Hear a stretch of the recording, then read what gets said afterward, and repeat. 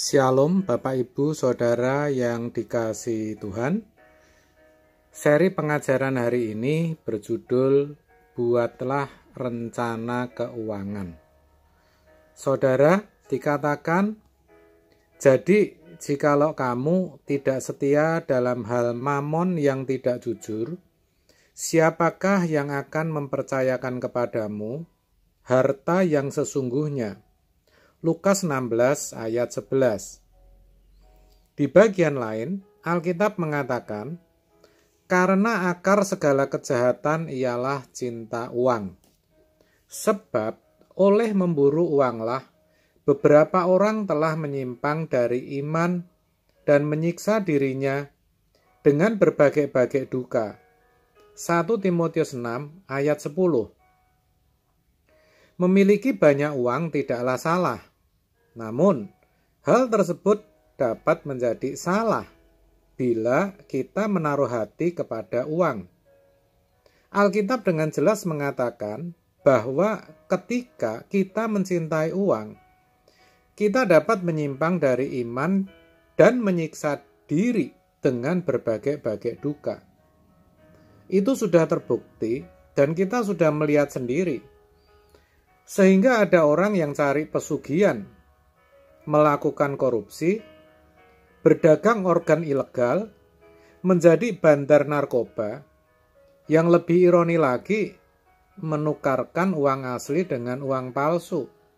Sampai sebegitu, yang mana ujung-ujungnya membawa petaka dan penderitaan bagi dirinya sendiri. Tragis memang. Saudara, uang memang dibutuhkan. Tanpa uang, orang tidak bisa hidup. Uang juga bukanlah musuh orang percaya, tetapi uang bukan segalanya. Uang dapat dijadikan sahabat oleh orang percaya untuk mengabdi kepada Tuhan. Oleh karena itu, seharusnya uang tidaklah kita musuhi. Sebagai orang percaya, kita tidak perlu membenci uang. Sebab dengan uang kita dapat menyambung hidup dan melayani Tuhan. Pertanyaannya, bagaimana sikap yang benar terhadap uang? Kita harus menjadikan uang sebagai teman kita untuk melayani Tuhan, untuk bersahabat dengan Tuhan. Caranya adalah kita harus mengelola uang tersebut. Sebagai orang percaya, kita tidak boleh diperbudak oleh uang. Namun, kitalah yang harus memperbudak uang untuk kebutuhan hidup sehari-hari dan melayani Tuhan. Kita memperbudak uang dengan cara mengelola keuangan kita dengan benar. Bila kita dipercaya oleh Tuhan untuk memiliki banyak uang, maka kita harus mengelola keuangan kita dengan benar, dengan cara mengontrol pemakaian keuangan kita.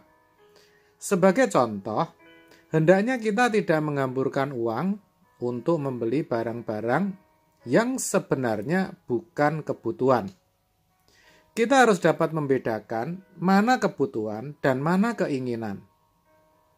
Bila kita menginginkan suatu barang tertentu, namun barang tersebut bukanlah barang yang kita butuhkan, maka sebaiknya kita menahan diri kita untuk tidak membeli barang tersebut.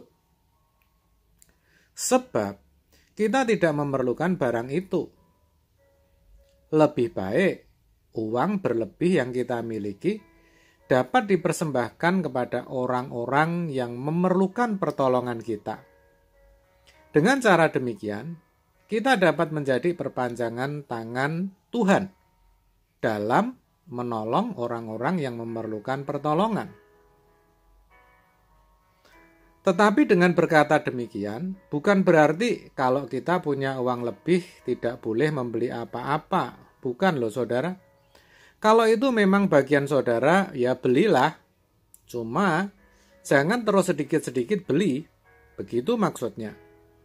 Sebagai pelaku bisnis kelas atas, tentu boleh saja memiliki dan mengendarai mobil seharga 750 juta sampai 1 miliar. Ya, karena barangkali memang dibutuhkan untuk melobi, saudara. Jadi, mobil semahal itu bisa jadi dikatakan sebagai kebutuhan. Itu artinya, kita harus belajar membedakan mana itu kebutuhan, mana itu keinginan. Dengan mengenali kebutuhan kita dengan baik, berarti kita sudah merencanakan keuangan kita. Semudah itu kan, saudara? Tetapi juga sesulit itu. Buktinya, banyak orang tidak bisa mengenali. Banyak orang gagal di area ini, saudara. Kita juga bisa buat list atau daftar pendapatan dan pengeluaran yang kita terima setiap bulan. Lalu kita lihat dengan cermat dan kita pelajari bagaimana kita mengelola keuangan.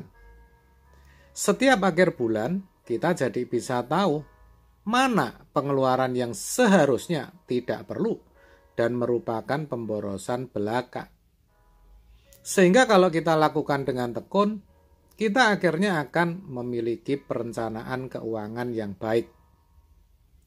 Selain itu, bila kita memiliki uang berlebih, maka belajarlah untuk membantu orang lain yang memerlukan. Jangan hanya mementingkan diri sendiri. Jangan egois. Jangan pelit.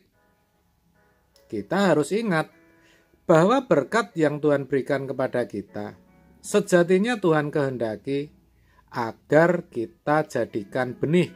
Kita tabur dengan menolong orang lain. Alkitab mengajarkan bahwa menabur tidak akan membuat kita kekurangan. Tetapi justru itu adalah awal untuk mengalami hidup yang berkelimpahan. Jangan habiskan semua berkat yang Tuhan percayakan. Sisihkan sebagian untuk dijadikan benih dan menaburlah.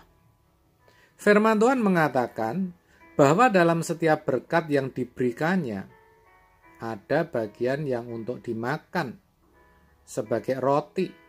Dan ada pula bagian yang harus kita tabur, yaitu benih. 2 Korintus 9 ayat 10. Bila kita menghabiskan seluruh berkat yang Tuhan berikan, maka kita tidak akan memiliki benih untuk kita tabur. Sehingga kita tidak dapat menuai buah dari berkat yang kita miliki. Saudara, sepertinya itu kan tidak ada kaitannya. Tetapi sebenarnya dengan menabur, menolong orang, kita sedang merencanakan keuangan kita. Percayalah dan lakukan, saudara. Amin. Tuhan Yesus memberkati.